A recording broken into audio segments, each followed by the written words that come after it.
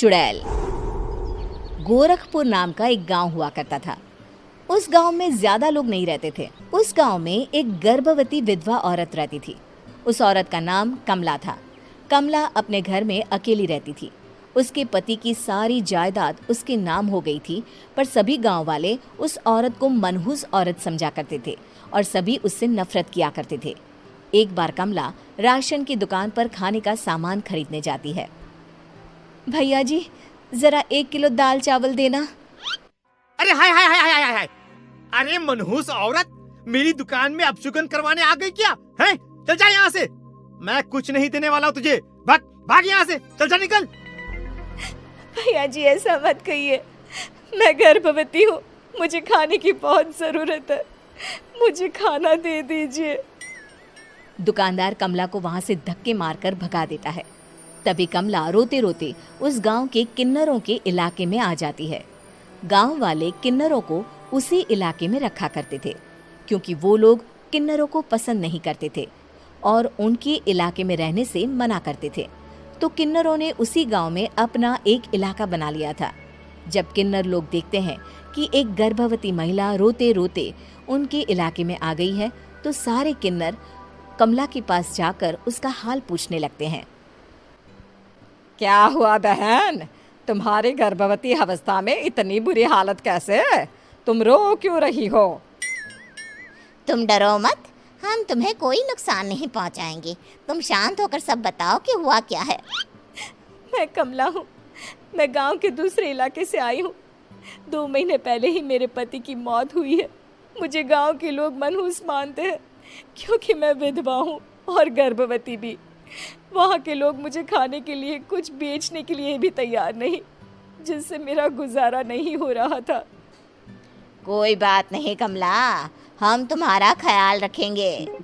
किन्नर लोग कमला को एक खाली घर में रहने के लिए जगह दे देते हैं और उसकी देखभाल भी करते हैं। कुछ ही महीने बाद कमला अपने बच्चे को जन्म देती है, पर अफसोस, कमला बच्चे को जन्म देते ही अपनी जान गंवा देती है। जब सब किन्नर बच्चे को देखते हैं तो बहुत खुश हो जाते हैं, क्योंकि वो बच्चा भी किन्नर ही था। कमला ने एक किन्नर बच्चे को जन्म दिया था। अब इस बच्चे की देखभाल कौन करेगा? हम तो इस बच्चे को गांव के दूसरे इलाके में भी नहीं भेज सकते। और तो क्या हुआ, इस बच्चे की माँ नहीं रही तो हम इसे पालेंगे। अब ये हमारे इलाके में रहेगा, हमारे साथ रहेगा। फिर वो किन्नर उस किन्नर बच्चे को गोद ले लेते हैं, उसका नामकरण कराते हैं। उस किन्नर बच्चे का नाम शक्ति रखा जाता है। देखते ही देखते शक्ति बड़ी होने लगती है। उसके रंग रूप बहुत सुंदर थे। वो बहुत सुंदर किन्नर दिखती है। एक दिन शक्ति एक किन्नर से पूछती है, माँ जी सुनिए ना, ये गांव के दूसरे इलाके में भी तो लोग रहते हैं, तो हम वहाँ क्यों नहीं जाते? हम उनसे अलग क्यों रहते हैं? शक्ति, क्योंकि वो लोग हमारे जैसे नहीं, वो लोग हमें पसंद नहीं करते, इसीलिए हम उनसे अलग रहते हैं। क्यों? वो हमें क्यों पसंद नहीं करते? मुझे एक बार उस इलाके में जाना है। मैं एक बार वहाँ जाकर घूम कर आऊँ। शक्ति, खबरदार, जो तू उस इलाके में कभी भी गई तो अपनी जान नहीं गंवाना चाहती तो उस इलाके में कभी कदम भी नहीं रखेगी, समझी? इतना कहकर वो किन्नर वहाँ से चली जाती है। शक्ति उस किन्नर की बात सुनकर बहुत रोती है। माँ जी, ऐसा कैसे कह सकती हैं? उन्होंने इतनी सी बात के लिए मुझे इतना डांटा। अब तो मैं उस इलाके में ज़रूर जाऊंगी। फिर एक दिन शक्ति गांव के दूसरे इलाके में चुपके से जाती है। ये लोग तो हमारे जैसे ही इंसान हैं, तो ये हमसे नफरत क्यों करते हैं? जब शक्ति उस इलाके में पहुंचती है तो गांव के सारे आदमी उसके रूप से मोहित हो जाते हैं। वो लोग ये अंदाज़ा नहीं लगा पाते कि वो किन्नर है। शक्ति की सुंदरता देखकर सारे गांव वाले उसकी तारीफ करने लगते हैं। तभी गांव का चक्कर लगाने गांव के जमींदार का बेटा हर्ष वहां पहुंचता है। हर्ष भी दिखने में बहुत सुंदर होता है। जब हर्ष ने शक्ति को देखा तो वो भी उससे मोहित हो गया, और जब शक्ति की नज़र हर्ष पर पड़ी तो वो हर्ष को देखकर मोहित हो गई। आपको पहले कभी इस गांव में देखा नहीं। इस गांव में आप नए हैं क्या? जी नहीं, वो मैं बस। तभी शक्ति बोलते बोलते रुक जाती है और मन में सोचने लगती है, अगर मैंने इनको बता दिया कि मैं दूसरे इलाके से आई हूँ तो वो समझ जाएंगे कि मैं किन्नर हूँ, इसलिए मुझे इनसे झूठ ही बोलना पड़ेगा। शक्ति हर्ष को कहती है, जी हाँ, मैं इस गांव में नई आई हूँ, यहाँ अकेली रहती हूँ। वैसे आप कौन है? आप भी इसी गांव में रहते हैं? जी हाँ, मैं इस गांव के जमींदार का बेटा हूँ।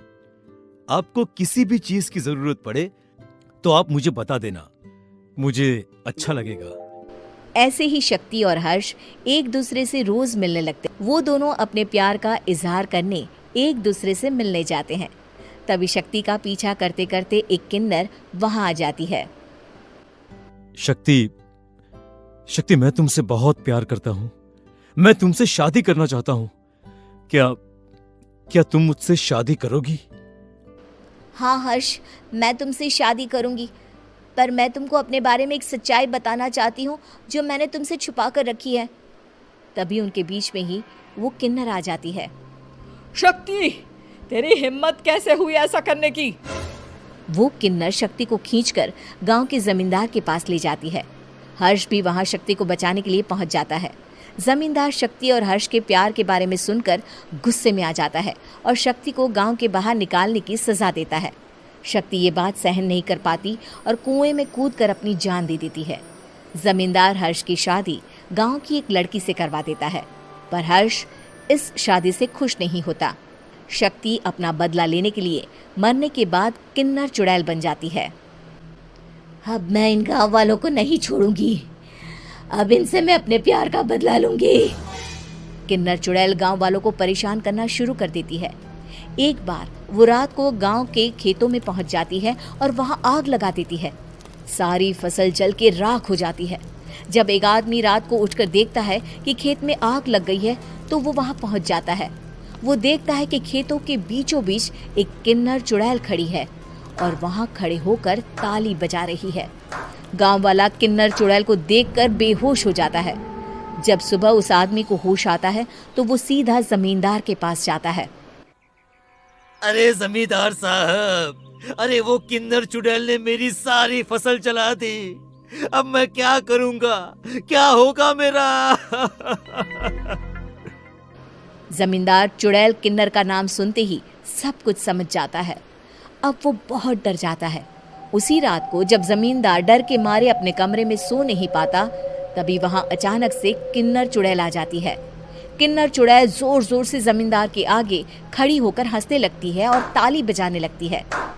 जमींदार उस डरावनी किन्नर चुड़ैल को देखकर बहुत डर जाता है। तूने मेरे साथ बहुत बुरा किया, अब मैं तुझे जान से मार दूंगी। नहीं नहीं नहीं नहीं नहीं, मुझे माफ कर दो, मुझे मत मारो। मैं कभी ऐसा दोबारा नहीं करूंगा। अब तुम जो बोलोगी वही मैं करूंगा। ठीक है, मैं चाहती हूँ कि किन्नर इलाका गांव के इलाके से जुड़े और गांव का कोई भी आदमी किन्नर समाज से द्वेष ना करे, उससे नफरत ना करे, नहीं तो मैं सारे गांव को मार दूंगी। और तुम गांव में एक नया कानून बनाओ कि अगर किसी ने भी किन्नर समाज को हानि पहुंचाने की कोशिश भी करी या इनसे भेदभाव करने की भी कोशिश करी तो उनको कड़ी से कड़ी सजा मिलेगी। हाँ हाँ हाँ हाँ, मैं ऐसा ही करूंगा। तुम जो बोलोगी वो मैं करूंगा, पर मुझे जाने दो प्लीज। तब वो किन्नर चुड़ैल वहां से चली जाती है।